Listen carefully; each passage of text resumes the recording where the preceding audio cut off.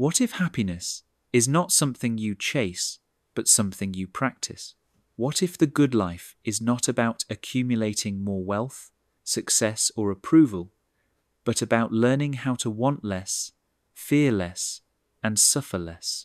And what if ancient wisdom holds the key to navigating modern anxiety, stress, and dissatisfaction?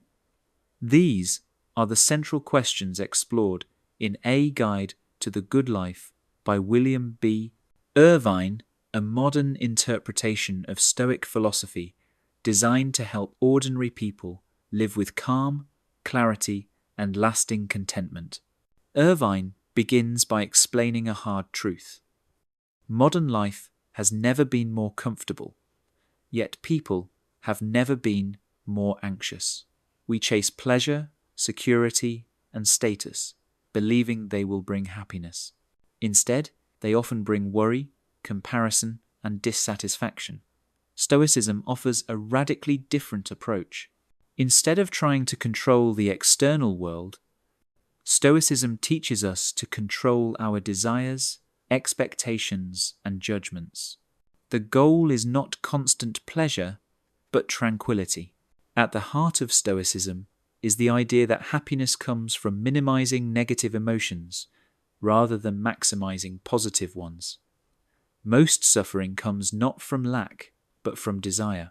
When we desire too much, we become fragile. When we reduce desire, we become resilient. A person who wants little cannot be easily disturbed. This is the foundation of the good life. One of the most important Stoic practices, Irvine explains, is negative visualization. This involves imagining the loss of things we currently enjoy, such as health, freedom, loved ones, or comfort. The purpose is not pessimism. The purpose is appreciation. By imagining loss, we become grateful for what we already have. Gratitude replaces entitlement. Contentment replaces dissatisfaction. When we appreciate the present moment, anxiety about the future diminishes. Irvine emphasizes that humans suffer because they take things for granted. Comfort becomes expectation. Expectation becomes entitlement. Entitlement leads to frustration. Negative visualization interrupts this cycle. It reminds us that everything we enjoy is temporary. This awareness makes life richer, not poorer. When you appreciate the present, you stop demanding more from it.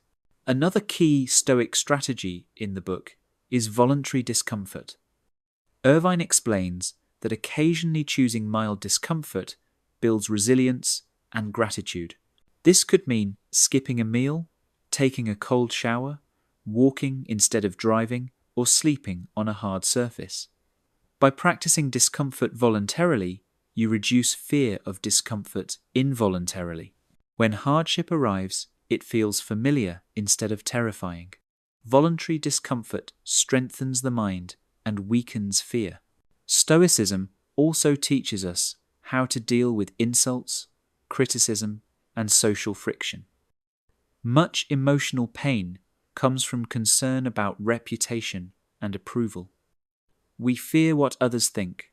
Irvine explains that Stoics reduce this fear by caring more about character than reputation. Reputation is outside our control. Character is not.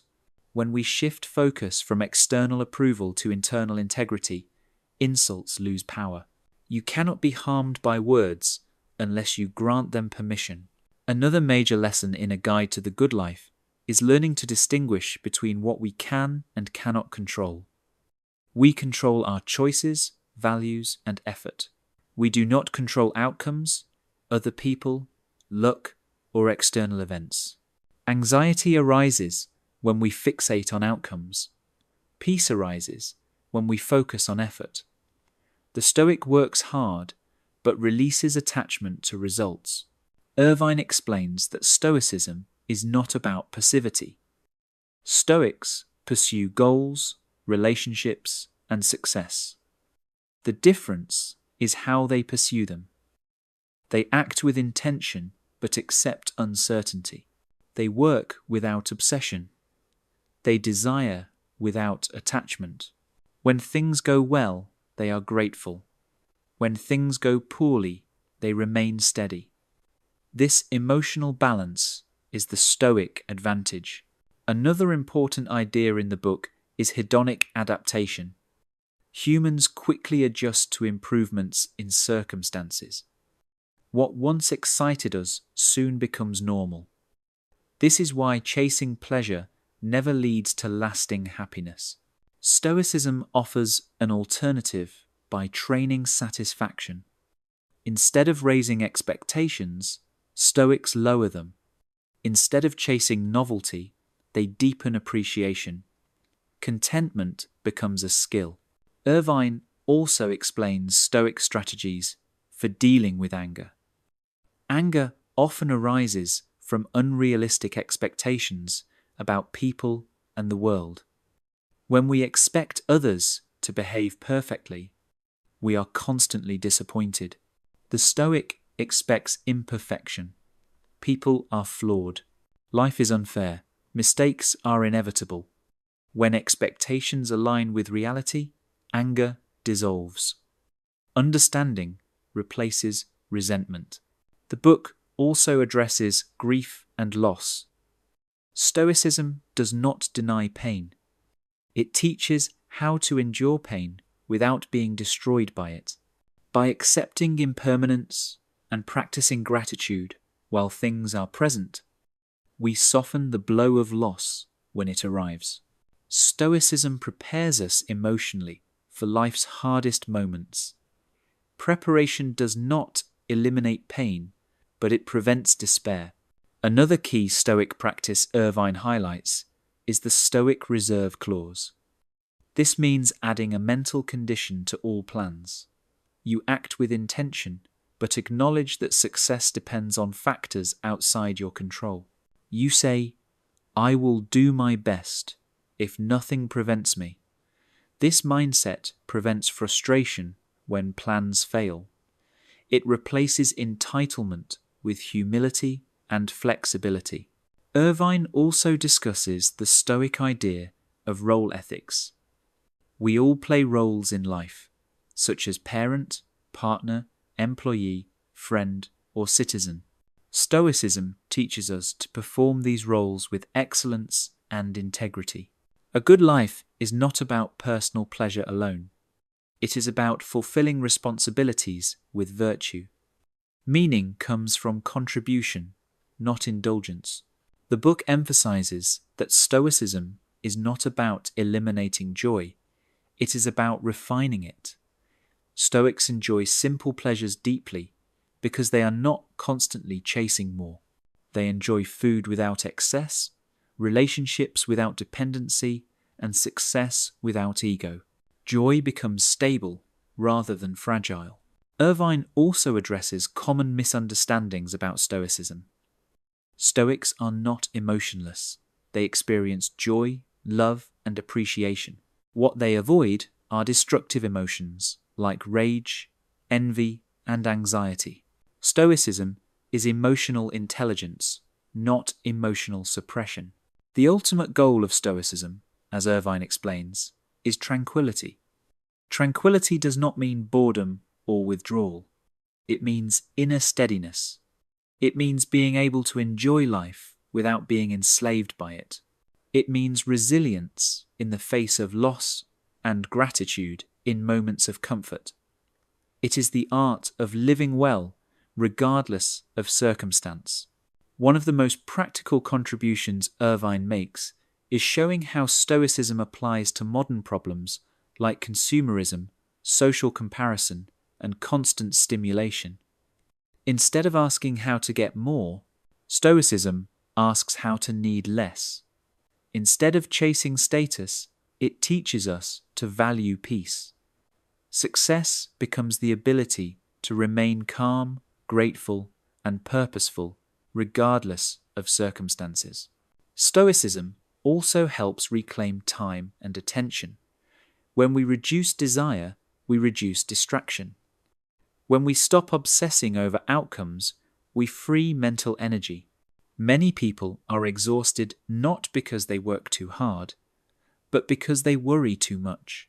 Stoicism cuts worry at the root by reminding us that most fears are either imaginary or outside our control. Another insight is how Stoicism reshapes ambition. Stoics do not eliminate ambition, they purify it. Instead of ambition driven by ego or comparison, Stoic ambition is driven by excellence and virtue. You strive to do your best, not to outperform others, but to live up to your own standards. This creates motivation without anxiety and effort without burnout. Irvine emphasizes that Stoicism makes life richer, not poorer. When you stop needing excess, simple pleasures regain their power. A quiet morning, a conversation, a walk, or a moment of rest becomes deeply satisfying. Stoicism removes the pressure to constantly improve circumstances and replaces it with the ability to fully experience what already exists. This is the deeper promise of Stoicism. Not escape from life, but mastery of it. Not numbness, but clarity. Not withdrawal, but resilience. When practiced daily, Stoicism becomes a mental operating system that protects peace, sharpens judgment, and strengthens character. It does not eliminate difficulty, but it transforms how difficulty is experienced. And in that transformation, the good life becomes not a destination, but a way of being. The big takeaway from A Guide to the Good Life is clear. Happiness does not come from getting what you want. It comes from wanting what you already have. When you train your mind to desire less, appreciate more, and accept reality, life becomes lighter. You stop fighting the world and start flowing with it. So, which Stoic practice resonates most with you? Negative visualization, voluntary discomfort, reducing desire, letting go of reputation, or focusing only on what you can control? Share your thoughts in the comments. And if you enjoyed this summary, like this video, subscribe to 10-Minute Books, and tap the bell so you never miss our weekly deep dives into life-changing books. Remember, the good life is not built by chance. It is built by practice. Choose wisdom. Choose simplicity. Choose tranquility.